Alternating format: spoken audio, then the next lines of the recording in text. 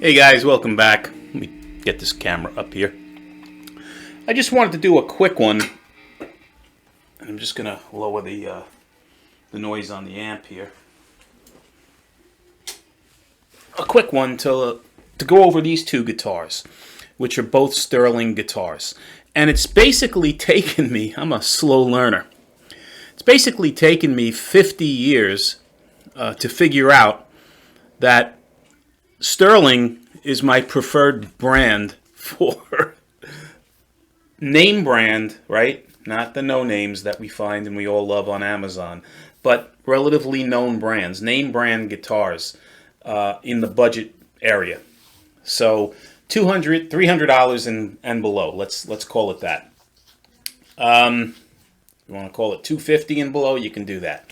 But there are a few of the usual suspects in this price range that we all tend to go to, right? When we're looking at S-style guitars. This is not an S-style guitar. This just happens to be another Sterling that I want to compare versus this to get into a little bit of a different area.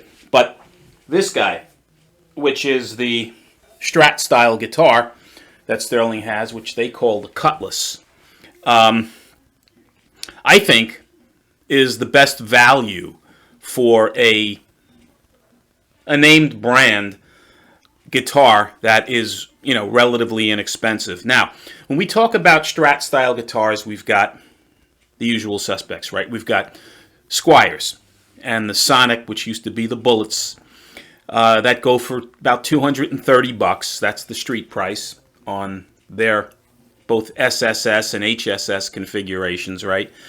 And then you have the Squier Debut, which is lower than that. That's on Amazon, I believe, exclusively, and that's about $146.99 now. And you can get, a Strat-style guitar, either an HSS or a SSS configuration on that. Or you can go to Yamaha for the low-end Pacificas. It starts out at, I think, the 012 model. And that's also about $230, right? And you can go to Kramer, right? They also have a Focus, they call their Strat-style guitar. That's about $199. Kramer is now part of Gibson. And you can, look higher if you want with the Affinities, which are Squiers. But now we're talking probably $250 and up for those guitars. A little bit more money. This guitar is $199.99, right? It's the Intro series. It's effectively the same guitar as what they used to have, which was the CT30, which went for $350. Same pickups, same appointments, just different colors, right? And this is manufactured now in China, whereas the CT30 was manufactured in Indonesia.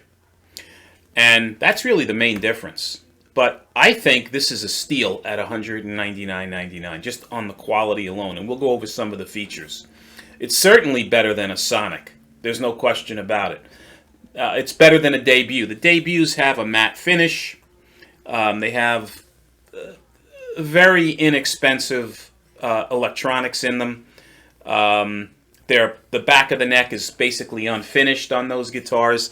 It's a good guitar. It's great for a beginner, great for a student, great as a mod platform probably. But I buy these guitars to play. I'm not a modder. I'm a fodder. I'm just kidding you. That's a bad one, right?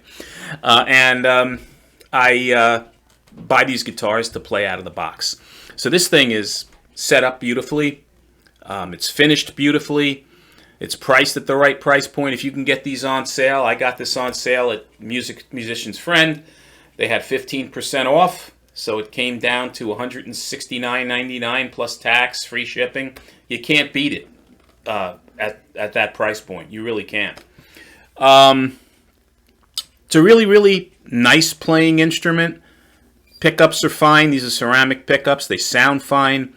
It feels great in the hand. I love the colors that this thing comes in, right? This is an orange that I really, really like. I'm normally not into orange, but on this guitar it works against this nice dark Purple Heart fretboard. Yeah, so I'm very happy with it. Now, I think, again, versus the $230 and up guitars, this thing holds its own and is probably a better quality instrument.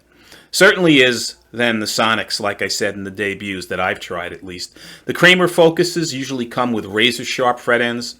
Their pickups I'm not crazy about. Their stock ceramic pickups tend to be very, very brittle, brisk, harsh sounding, whatever you want to call it. This guitar blows those away, in my opinion. The Yamaha Pacificas, great guitars. I can't say anything bad about them. Very, very high quality for what you're getting.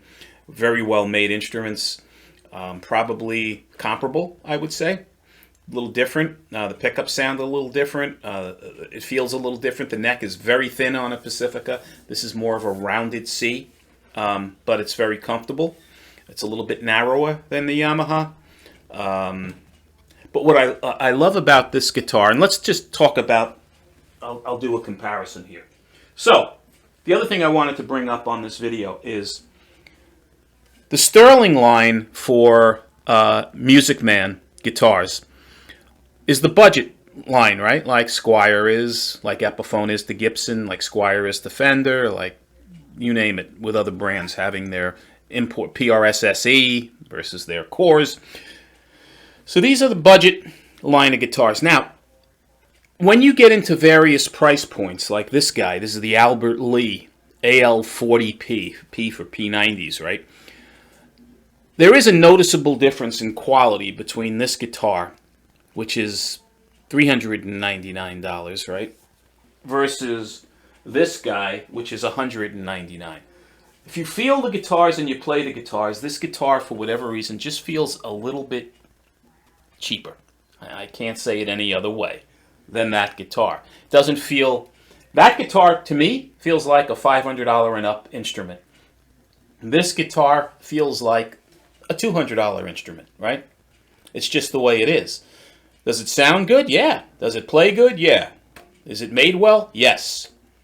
It's just if you're looking for something that you want maybe to play out, bragging rights, whatever the case is, this guitar is a more expensive feeling instrument than this guitar. It comes with roasted maple on it, right?